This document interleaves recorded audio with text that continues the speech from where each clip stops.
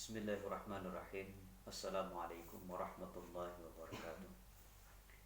Alhamdulillah wa bihi nasta'inu ala umuri dunya waddin. Wassalatu wassalamu ala asyrafil anbiya'i wal mursalin sayyidina maulana Muhammad. Allahumma faqihna fid din wa 'allimna ta'wil. Wa subhanaka la ilma lana illa ma 'allamtana innaka antal alimul hakim. Rabbi shrah li sadri wa yassir li amri wa hludatan min lisani yafqahu qawli, amma ba'd. Pengajian selanjutnya tentang Taisir Mustalahil Hadis karya Mahmud Tuhan,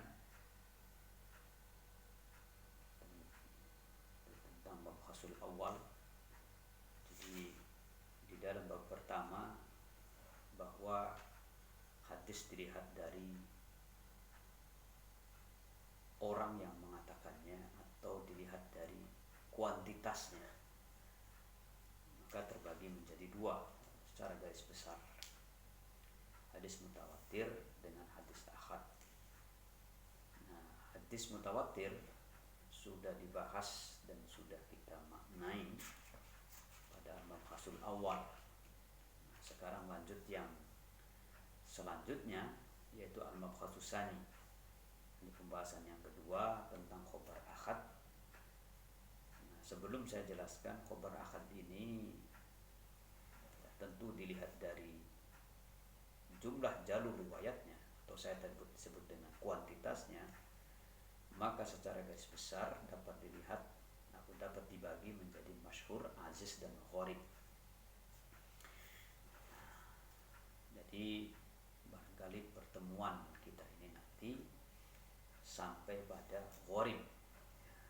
Jadi 6 atau 7 pertemuan yang harus dilalui dengan daring, maka hanya bisa sampai kepada kajian hadis dilihat dari jumlah periwayatnya atau kuantitasnya. Jadi yaitu sampai kepada kajian mutawatir dan ahad. Nanti selebihnya ada tentang pembagian dari kualitasnya, ada sahih, hasan, dan dhaif. Barangkali tidak bisa sampai ke sana. Langsung saja tentu kita akan memulai sebagaimana kelanjutan daripada hadis dilihat dari kuantitasnya tadi, atau dilihat dari jumlah jalur riwayatnya tadi. Untuk mutawatir tentu sudah dijelaskan. Maka yang kedua al-mabhasus tsani, kemarin sudah disinggung hanya sedikit, tapi saya akan mengulangi tentang al-mabhasus tsani, yaitu yang kedua ini. Al-mabhasus tsani, bismillahirrahmanirrahim. Qala al-musannif rahimahullahu ta'ala nafa'ana bihi wa bi ulumihi fid dunya wal akhirah, amin Allahumma amin. Al-mabhasus tsani, pembahasan yang kedua, khabarul ahadi, tentang khabar ahad, berita ahad. Ta'rifuhu, adapun definisi daripada khabar ahad. Lughatan, secara bahasa, al-ahadu, al-ahad, jam'u ahad. Kalau tadi menggunakan mat, kemudian jamaknya tidak menggunakan mat, hanya dibaca panjang dan tidak dibaca panjang. Bimakna wahidi, yaitu maknanya wahid, yaitu satu.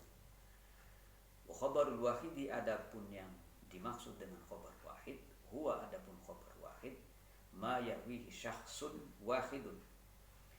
Ma, yaitu khabar atau berita, yarwi, yang meriwayatkan terhadap khabar tersebut, syakhsun wahidun,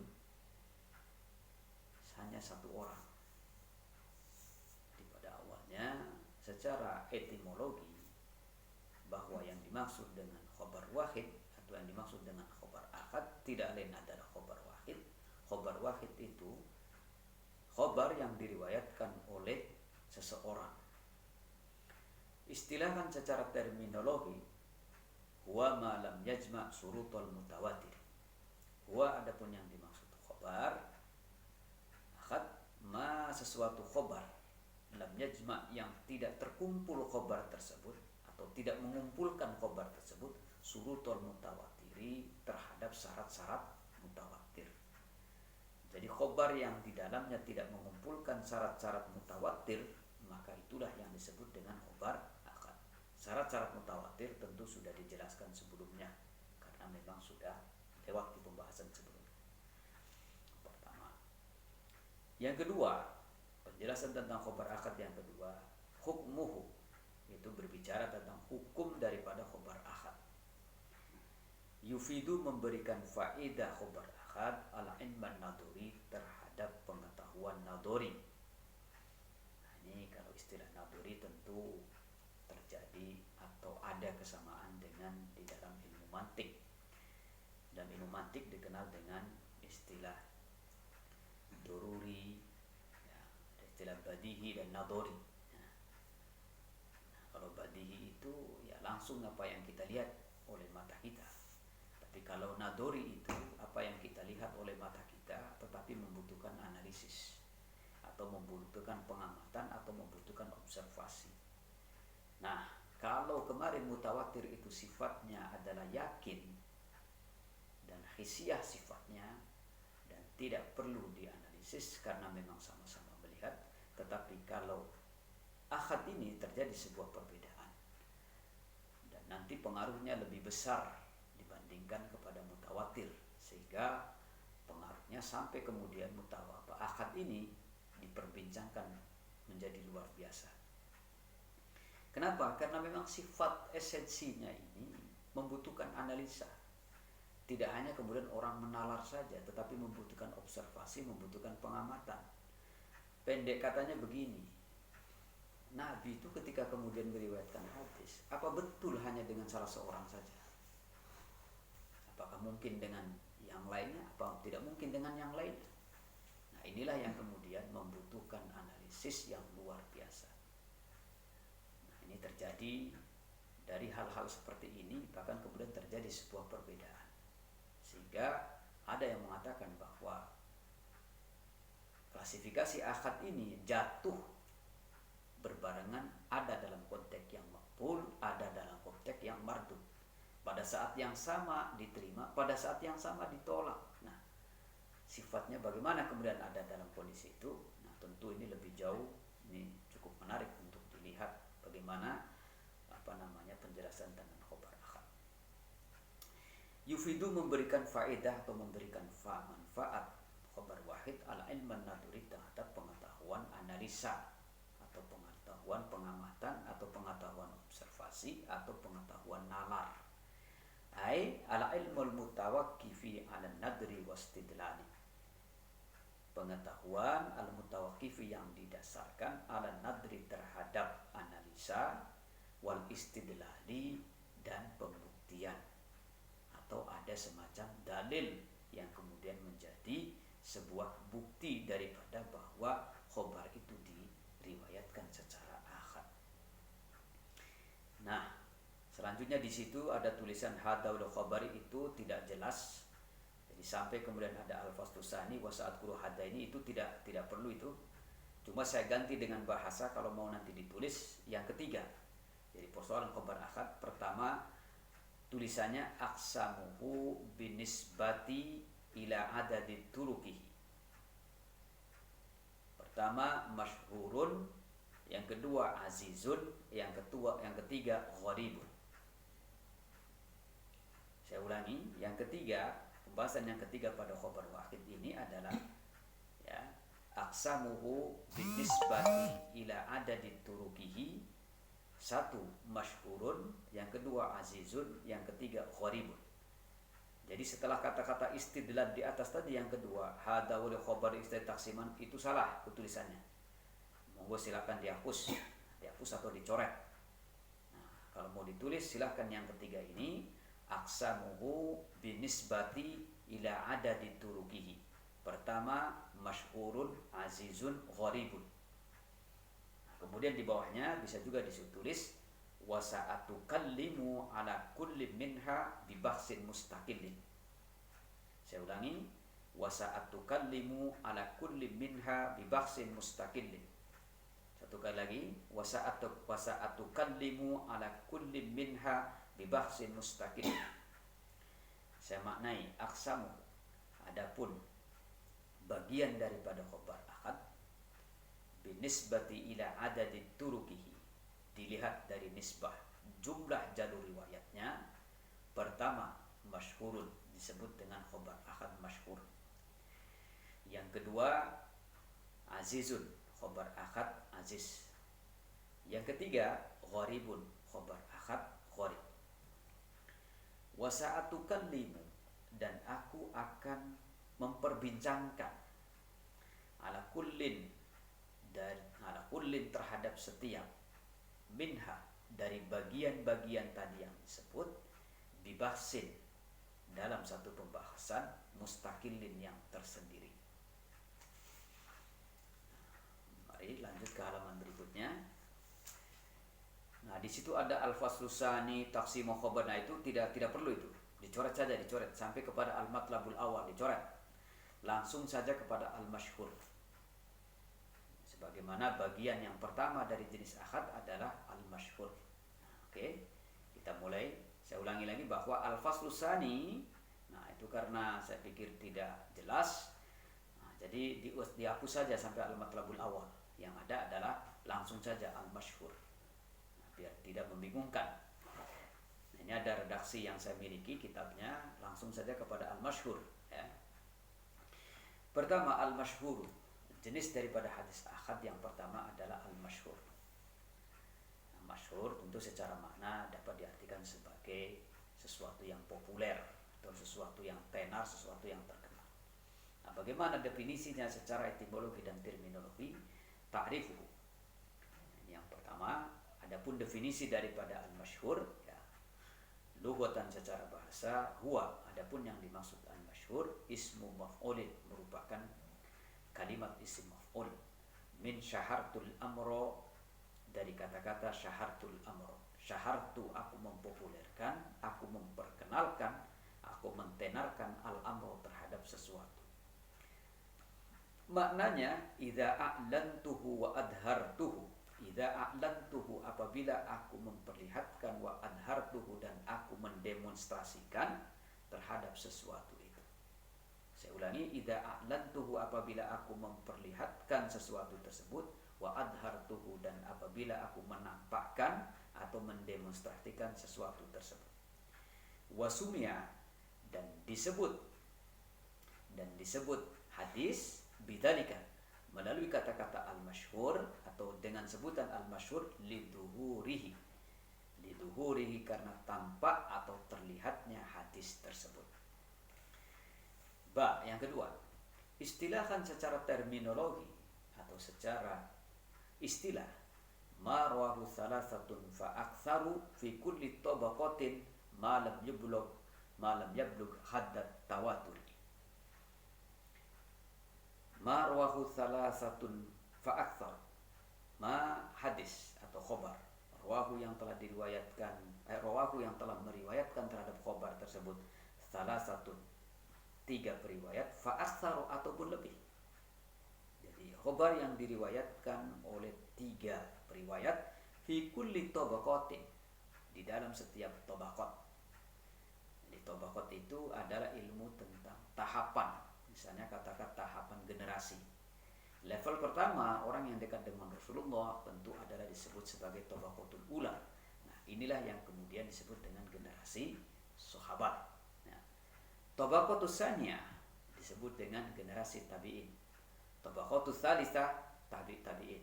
Tabaqatul rabi'ah atba'ut tabi', sampai seterusnya hingga kepada kemudian mukharrij, di mana mukharrij ini adalah orang yang kemudian mengumpulkan atau mengkompilasi hadis-hadis Rasulullah SAW. Nah, di dalam setiap tabaqat tadi harus ada 3 orang atau lebih, selama malam yablugh haddat tawatur. Malam yablugh, selama tidak sampai haddat tawaturi, pada batas mutawatir. Artinya bahwa di dalam setiap tabaqat di level pertama, karena menurut jumhur ulama bahwa orang yang dekat dengan Rasulullah wabil khusus, atau di dalam setiap tabaqat sanad, tidak boleh melebihi batas mutawatir.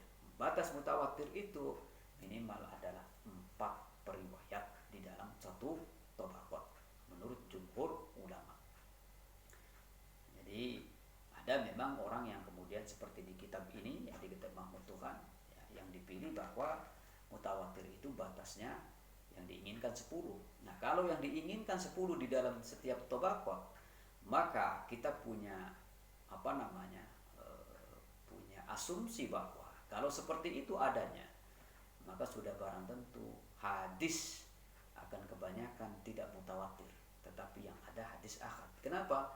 Karena batas orang yang meriwayatkan pada level 1 tobaqah hingga kepada tobaqah yang lain itu dibatasin 10, bukan pada aqallil kasrah itu adalah 4, maka sudah barang tentu banyaklah yang tidak mutawatir. Karena batasnya begitu aqallil kasrahnya minimal 10. Tapi jumhur ulama kemudian mengatakan bahwa satu tobaqah atau periwayat di dalam satu tobaqah itu paling tidak adalah 4. Jadi kalau misalnya Rasulullah SAW di situ misalnya katakan orang yang meriwayatkan hadis secara langsung tadi dalam mutawatir itu misalnya katakan Ali bin Abi Thalib, Umar bin Khattab, Utsman bin Affan, lalu kemudian Abdullah bin Mas'ud misalnya. Nah, 4 itu, ke bawahnya 4 terus. Nah, kalau kemudian ahad ini kurang daripada 4, bisa 3, bisa 2, atau bisa juga 1. Nah, nanti 1 ada namanya sebutannya. 2 jalur saja ada sebutannya, atau misalnya 1 saja atau 3 misalnya ada sebutannya nanti. Maka kemudian tadi hadis ahad dibagi ke dalam 3 jenis secara garis besar tadi. Nah, mari dulu kita maknai tadi. Nah, di sini hadis yang diriwayatkan oleh 3 periwayat atau lebih di dalam setiap tobaqah selama tidak sampai kepada batas mutawatir. Misaluhu, adapun contoh daripada ahad masyhur ini, hadisu innallaha la yaqbidul ilma intiza'an yantazi'uhu min suduril ulama walakin yaqbidul ilma biqabdil ulama, ya. hatta idza lam yabqa aliman ittakhadha an-nasu ru'usan juhala fasu'ilu fa'aftau bighairi ilmin fadallu wa adallu. Ini tentu hadis ini cukup populer, ya. Innallaha, sesungguhnya Allah, la yaqbidu, tidak akan mencabut Allah ala ilma, sebuah pengetahuan, al ilma suatu ilmu, ya. Intijaan, ini ada juga yang mengartikan bahwa ilmu agama, ada juga yang mengartikan secara umum, ya. Tentu sebenarnya bisa diartikan secara spesifik atau secara umum, ya sama saja. Kenapa? Karena misalnya ada orang ahli kimia, lalu kemudian yang ahli kimia itu meninggal, maka secara tidak langsung ilmunya akan hilang. Demikian pula misalnya ada seorang ulama yang kemudian ahli dalam bidang agama, berbagai ilmu dia kuasai, tapi saat orang itu meninggal maka ilmunya tentu akan hilang. Nah, jadi ilmu apapun di sini, ya, layak itu tidak akan mencabut Allah ala ilma, terhadap suatu ilmu, intizaan, dengan mencabut beneran, yantazi'uhu, yang mencabut Allah terhadap ilmu tersebut, min sudiril ulama'i, dari hati-hatinya para ulama. Walakin yakbidul ilma, bisa juga begitu dibacanya, atau walakin yukbadu ala ilmu. Walakin yakbidu, akan tetapi mencabut Allah ala ilma, terhadap ilmu, biqabdil ulama'i, dengan dicabutnya para ulama. Jadi yang dicabut itu bukan ilmunya, bukan pengetahuannya, tetapi yang dicabut itu adalah ulamanya. Kalau ulamanya meninggal, kalau cendekiawannya meninggal, kalau kemudian ahlinya meninggal, kalau kemudian pakarnya meninggal, maka sudah otomatis ilmunya akan hilang. Jadi bukan ilmunya yang dicabut, tetapi orangnya yang dicabut oleh Allah Subhanahu wa taala.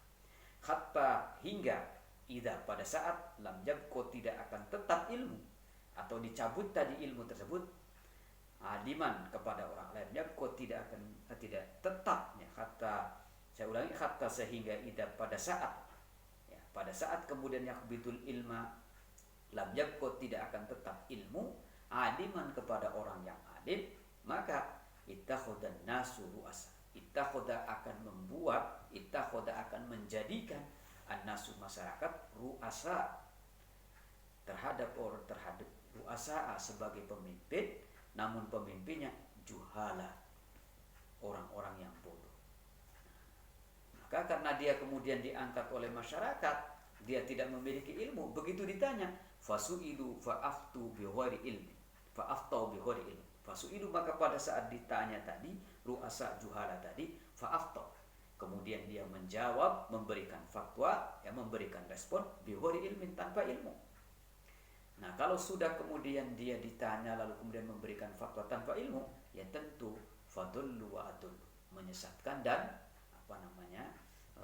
sesat dan menyesatkan. Fadullu, maka mereka sesat, wa adullu, dan menyesatkan. Nah, jadi ini salah satu contoh daripada hadis ahad masyhur. Nah, kemudian pembahasan yang ketiga yang penting juga dalam masyhur adalah al-mustafidu, disebut dengan mustafid. Dan juga sebagian redaksi mengatakan bahwa hadis masyhur itu juga disebut dengan hadis mustafid. Kenapa? Karena pembagiannya atau karena periwayat hadisnya ke bawahnya itu semakin banyak. Nah, karena semakin banyak, maka kemudian orang-orang pada tahu. Karena orang-orang pada tahu, tentunya hadisnya menjadi masyhur. Maka sebagian redaksi ada yang mengatakan bahwa masyhur nama lain daripada hadis mustafid. Al-mustafidu mustafid lughatan secara bahasa, ismu fa'ilin merupakan isim fa'il, bentuk kalimatnya isim fa'il, min istafadha dari kata-kata istafadha, mustaqun yang terambil atau terderivasi min fadhal ma'u dari kata-kata fadhal ma'u atau dari ungkapan fadhal ma'u. Fadho penuh atau melebar bahasa Jawanya, al-ma'u yaitu air, layaknya kayak air hujan lalu kemudian ada di semacam talang begitu, lalu airnya jatuh, di bawahnya ada ember. Nah, karena kemudian hujannya terus menurun, lalu kemudian dia tumpah airnya. Nah, jadi fadho, tumpah, al-ma'u, air. Wasumiyah dan disebut.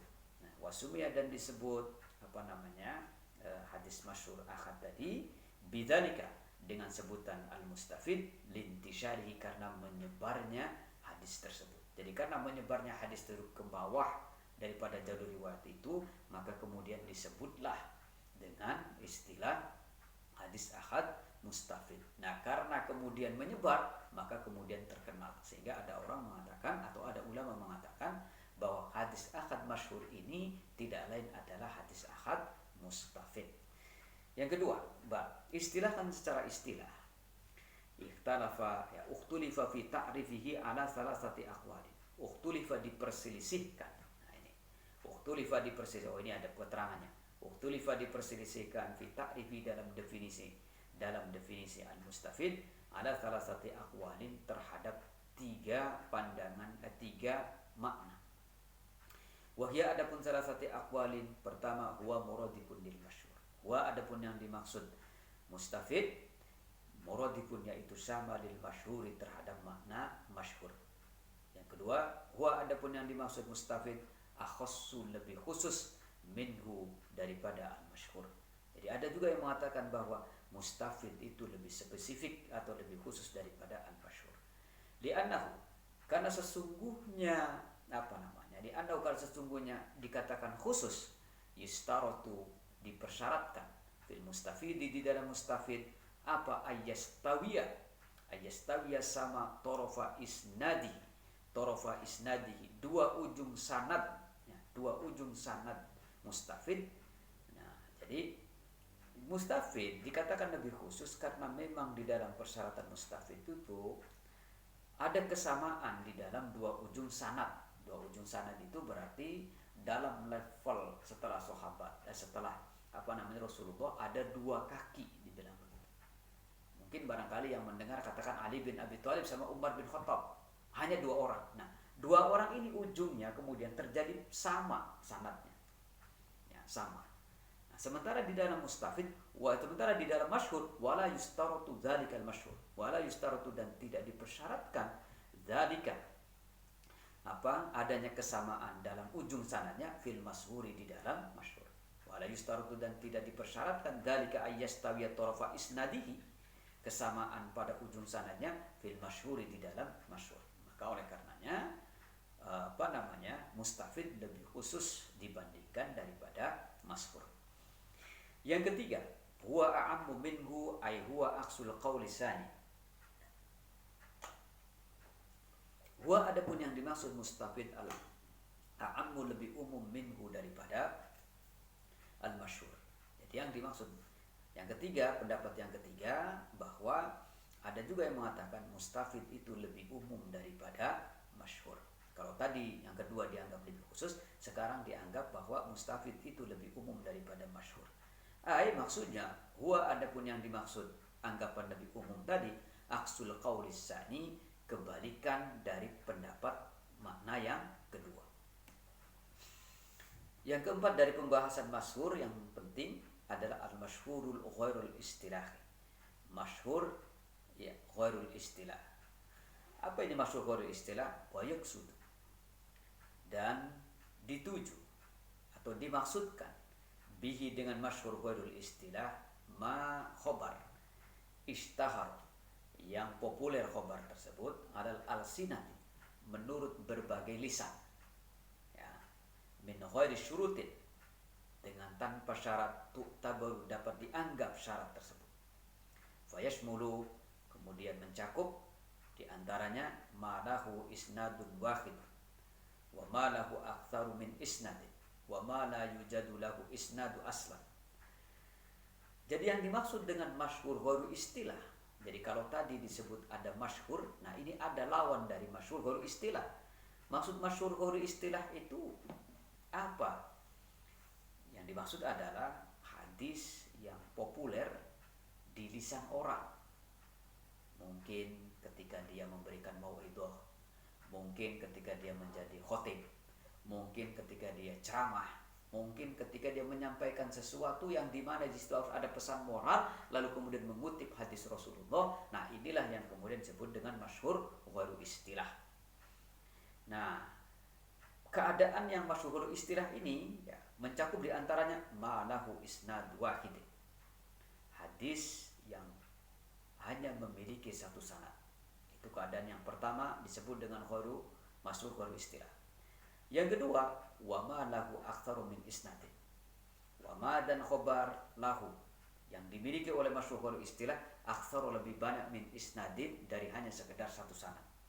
Jadi ada juga yang kemudian yang kedua, bahwa masyhur istilah tadi dalam konteks hadis ahad ini adalah hadis yang memiliki lebih dari satu sanad. Yang kedua, yang ketiga, wa ma la yujadu lahu isnadun aslan. Wa ma dan khabar la yujadu, yang tidak ditemukan lahu terhadap khabar tersebut isnadun, satu sanad, aslan, sama sekali. Dan juga yang mengatakan bahwa masyhur ghairul istilah itu adalah khobar yang tidak ditemukan sanadnya sama sekali. Jangankan hanya itu, ini tidak sama sekali. Jadi ada model yang hanya satu sanad, ada model yang memang lebih dari satu sanad, ada juga model yang tidak ditemukan sama sekali sanadnya. Itulah masyhur ghairul istilah. Yang kelima, pembahasan penting dari masyhur adalah anwa'ul masyhuri ghairul istilah. Jenis-jenis masyhur ghairul istilah. Lahu, terhadap masyhur ghairul istilah tadi anwa'un katsiratun, memiliki jenis yang banyak. Asyharuha, adapun paling terkenal daripada jenis masyhur ghairul istilah, pertama, masyhurun baina ahli hadis khassatan, terkenal di antara ahli hadis top, terkenal di antara ahli hadis saja. Wa misaluhu, dan adapun contoh daripada masyhur ahli hadis, hadisu Anasin anna Rasulullah sallallahu alaihi wasallam qanata syahran ba'da ruku'i yad'u ala ri'lin wa dakwani. Contoh hadis tentang bahwa sesungguhnya Rasulullah sallallahu alaihi wasallam qanata, telah melakukan kunut Rasulullah, syahran, selama 1 bulan, ba'da ruku'i, setelah ruku', yad'u, sambil mendoa Rasulullah, ala ri'lin, ditujukan kepada ri'l, wa dakwanin, dan ditujukan kepada dakwan. Kenapa kemudian demikian? Kenapa hadis ini pada saat itu Rasulullah kemudian kunut sampai hingga 1 bulan? Karena saat itu terjadi sebuah perang, dan saat itu kaum muslimin sudah diatur oleh Rasulullah. Rasulullah sebagai ahli strategi perang, kata Rasulullah, para sahabat tidak boleh turun sebelum ada panggilan atau komando dari saya. Namun ketika seperti itu ada seorang munafik yang kemudian mengatakan bahwa orang kafir telah kalah, maka kalian silahkan berbondong-bondong untuk kemudian mengambil ghanimah. Ketika kemudian dia mengindahkan perkataan munafik, akhirnya kemudian mereka berbondong-bondong untuk coba kemudian merebut ghanimah. Saat kemudian mereka berbondong-bondong, akhirnya ditikam dari belakang oleh orang-orang kafir, hingga sampai kemudian Nabi pun menengarai susah, hingga sampai kemudian Nabi membabi buta. Bahkan Nabi pun sampai tanggal giginya dan berlumuran darah mukanya, hingga kemudian menantunya Sayyidina Ali sampai membersihkan luar biasa. Ternyata penantang sampai membabi buta seperti itu, akhirnya kemudian Nabi dengan kemanusiaannya, akhirnya di dalam 1 bulan itu penuh, lalu Nabi melakukan doa, yang doanya di mana doa kunut itu sambil kemudian ditujukan kepada Ri'l dan Dakwat. Nah, tentu ini adalah sisi kemanusiaan Rasulullah SAW, yang dimana pada saat perang terjadi sampai seperti itu. Nah, tentu kalau kita memaknai bahwa sisi Rasulullah sebagai sisi kemanusiaannya, ya terjadi. Rasulullah memang harus tanggal. Tapi kalau kita katakan bahwa Rasulullah adalah manusia super, ya tentu tidak seperti kemudian Rasulullah sebagaimana layaknya manusia biasa. Jadi dalam konteks seperti ini, bisa Rasulullah dimaknai sebagai manusia biasa, bisa juga Rasulullah dimaknai sebagai manusia super. Kalau manusia biasa, ya tentu sebagaimana yang lain. Dan ini tentu tidak keliru kalau ada misalnya orang yang mengatakan bahwa Rasulullah itu kecilnya misalnya, sebagaimana yang pernah terjadi disinggung bahwa Rasulullah itu pernah katakan misalnya, mohon maaf, misalnya rebekan dan lain-lain. Itu sisi kemanusiaan Rasulullah, bukan kemudian dianggap bahwa Rasulullah itu dekil, tidak.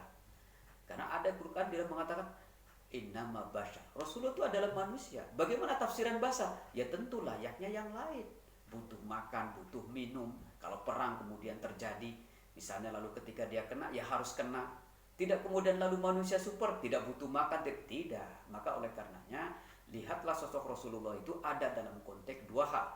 Pertama, konteks manusia super. Yang kedua adalah konteks manusia biasa. Kalau konteks manusia biasa, layaknya orang biasa. Kalau konteks manusia super, layaknya Rasulullah diposisikan sebagai manusia yang tentu berbeda dari manusia biasa. Maka tidak perlu diperdebatkan sebagaimana yang pernah terjadi.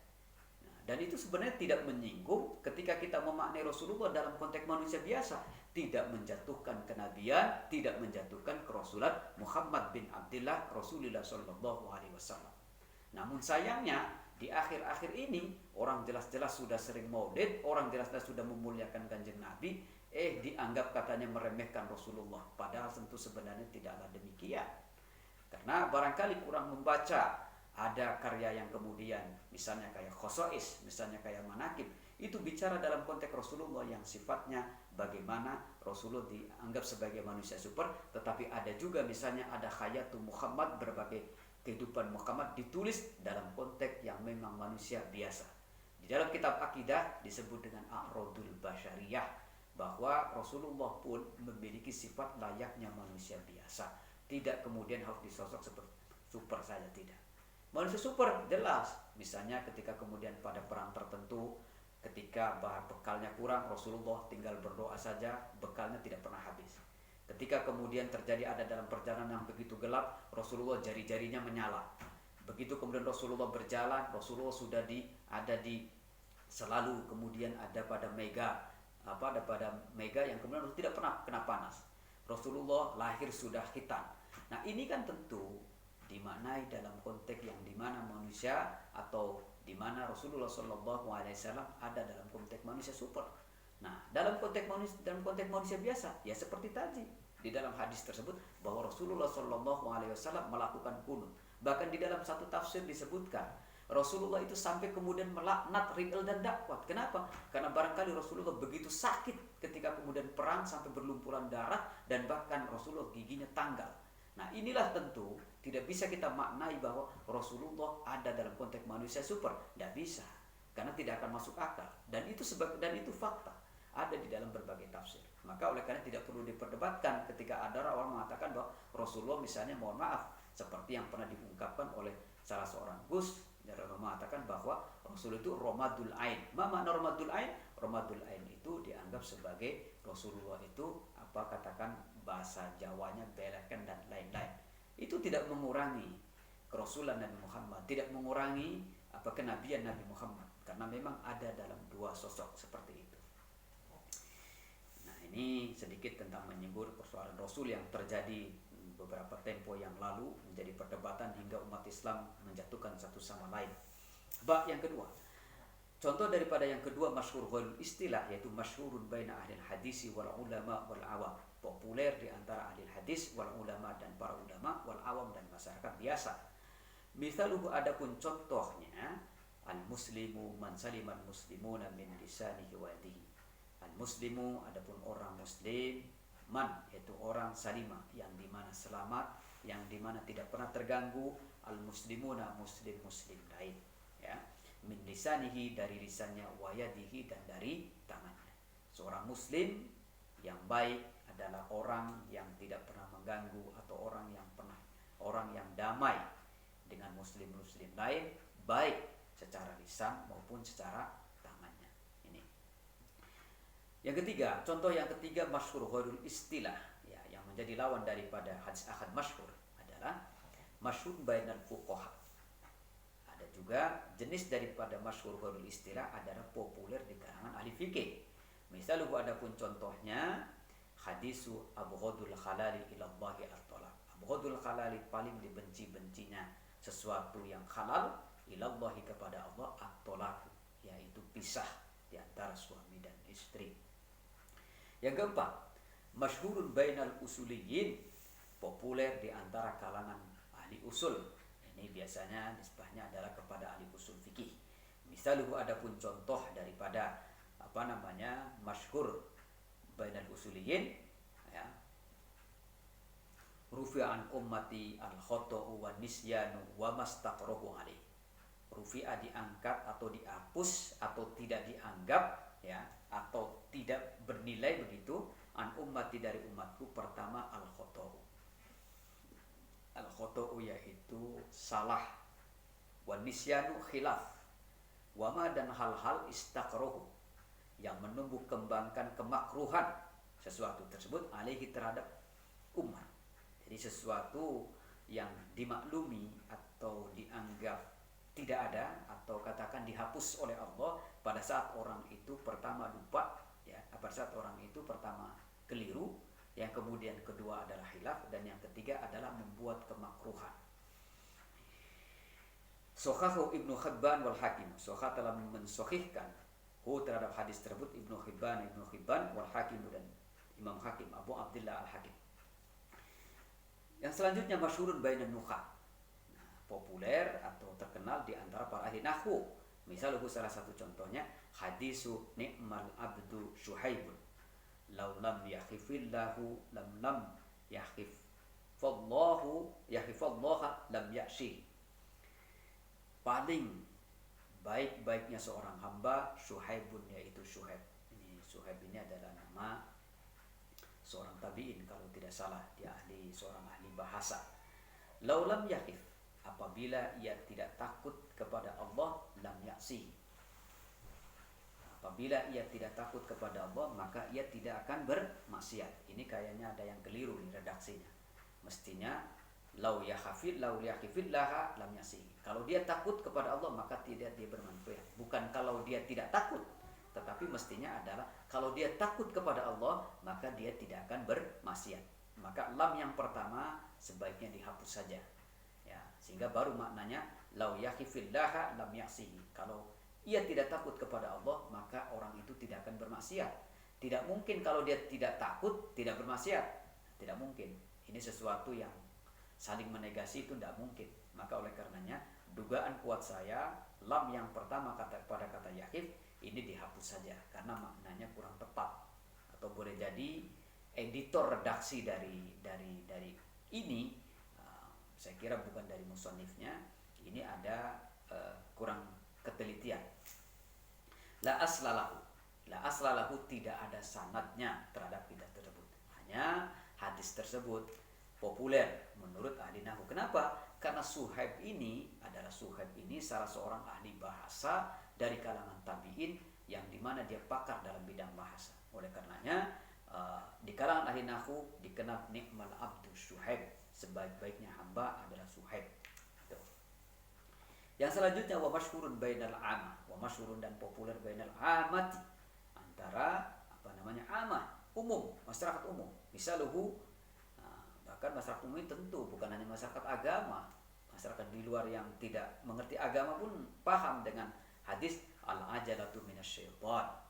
Al-ajalatu adapun tergesa-gesa, terburu-buru, minasyaitoni bersumber dari syaitan.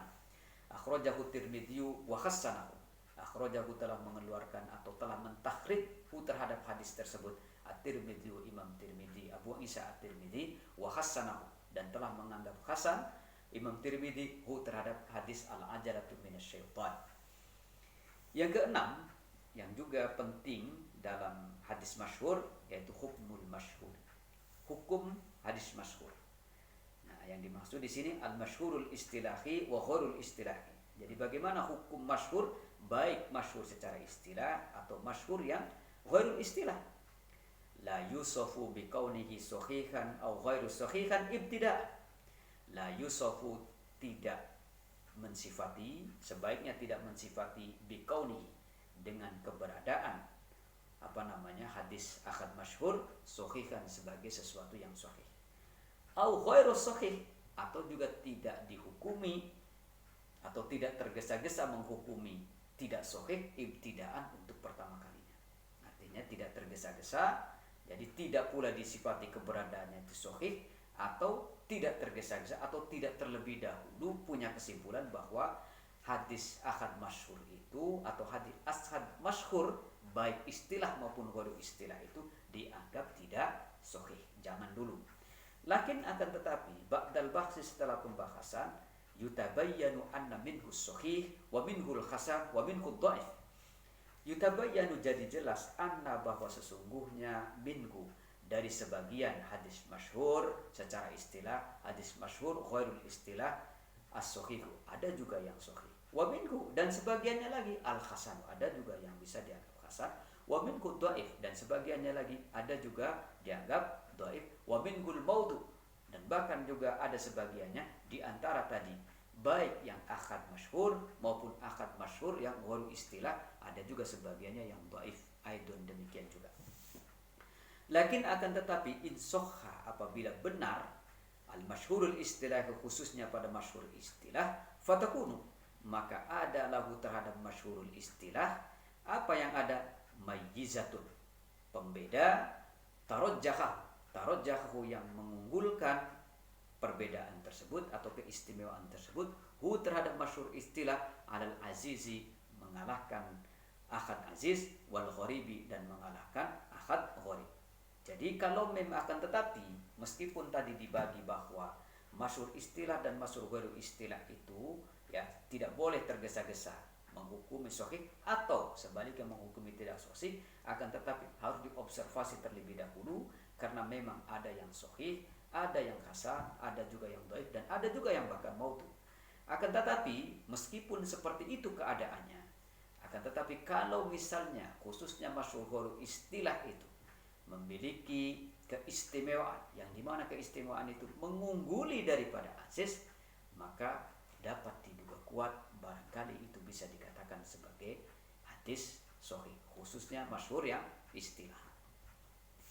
Yang ketujuh, suatu yang penting dari masyhur istilah adalah asyharul musannafati fihi, karya-karya paling populer fihi, di dalam hadis masyhur, al-murad. Adapun yang dimaksud bil musannafati dengan karya-karya tadi, fil ahadisil masyhurati, dalam hadis-hadis masyhur, hiya al-ahadisu al-masyhuratu, hadis-hadis masyhur alal alsinati, yaitu hadis-hadis masyhur menurut berbagai lisan. Maksud berbagai lisan, menurut para khutbah, orang-orang yang ahli khutbah, menurut para muwaid, orang-orang yang mauidhah, menurut orang-orang yang sering memberikan wejangan. Nah, barangkali mereka ini orang yang sering memberikan wejangan, barangkali belum tentu hadisnya sahih, belum tentu juga hadisnya dhaif, belum tentu juga hadisnya maudhu. Walaysat, dan tidak ada al-masyhurah, walaysat, dan tidak ada tadi al-hadis al-masyhurah tadi istilahkan secara istilah. Li'annahu, karena sesungguhnya istilahan, ya, li'annahu, karena sesungguhnya istilah, yu'alliful ulama, yu'allifu, menyusun, al-ulama, para ulama, kutuban, berbagai kitab, fi jam'il ahadisil masyhurati, dalam kumpulan berbagai hadis masyhur, diistilahkan secara istilah. Karena memang para ulama juga telah menyusun bagaimana hadis-hadis masyhur dilihat dari secara terminologi. Wa min hadhil musannafati, wa min hadhil musannafati, dari sebagian karya-karya tersebut di antara contohnya adalah Al-Maqasidul Hasanah fima ustughira 'alal alsina lis-Sakhawi. Karya yang berjudul Al-Maqasidul Hasanah fima ustughira 'alal alsina lis-Sakhawi, milik karyanya Imam Asy-Sakhawi. Karya Imam Asy-Sakhawi, salah seorang murid daripada Ibnu Hajar Al-Asqalani. Yang kedua, Kasful Khufa'i wa Muzilul Ilbasi fima ustughira minal ahadits 'alal alsinatin nas lil Ajluni, yang berjudul Kasful Khufa dan seterusnya lil Ajluni, milik ulama yang bernama Al-Ajluni.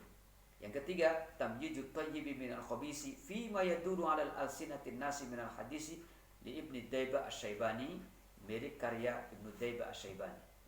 Inilah semua karya-karya yang dimana di dalam hadisnya adalah merupakan hadis-hadis masyhur, tetapi masyhurnya menurut lisan orang. Lisan itu yang dimaksud di situ adalah lisan menurut para khutbah, orang-orang yang biasa khutbah, orang-orang yang biasa khutbah, orang-orang yang biasa ceramah, orang-orang yang memberikan mau'id. Hadisnya, posisi hadis di dalamnya itu bisa juga hasan, bisa juga sahih, bisa juga dhaif, bahkan bisa juga maudhu. Misalnya contoh, man arada dunya fa'alihi bi ilmin wa man arada al-akhirah fa'alihi bi ilmin wa man aradahuma fa'alihi bi ilmin. Hadis ini tidak dari Kanjeng Nabi, tetapi hadis ini ada menurut ulama dan maknanya cukup populer, maknanya cukup terkenal, bahkan secara esensi maknanya pun benar adanya. Kenapa?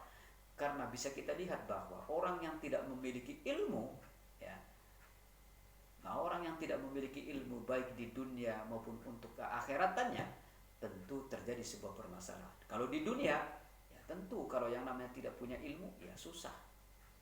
Demikian pula di akhirat. Nah, hadis secara esensi memberikan satu penjelasan yang benar, tetapi posisi lafaz atau keberadaan itu tidak bersumber dari Kanjeng Nabi. Maka hadis ini dianggap sebagai salah satu hadis yang cukup masyhur. Nah, tetapi tidak pula kemudian kita mengatakan bahwa ada setiap hadis yang secara alsun atau secara lisan di kalangan yang saya sebutkan itu kemudian posisinya maudhu atau kemudian dhaif. Ada juga yang kemudian dianggap sebagai hadis yang sahih.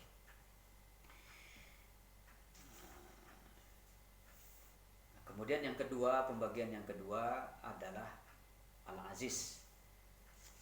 Pembagian yang kedua adalah Al-Aziz. Dari pembagian hadis ahad, yang kedua adalah aziz. Ta'rifu.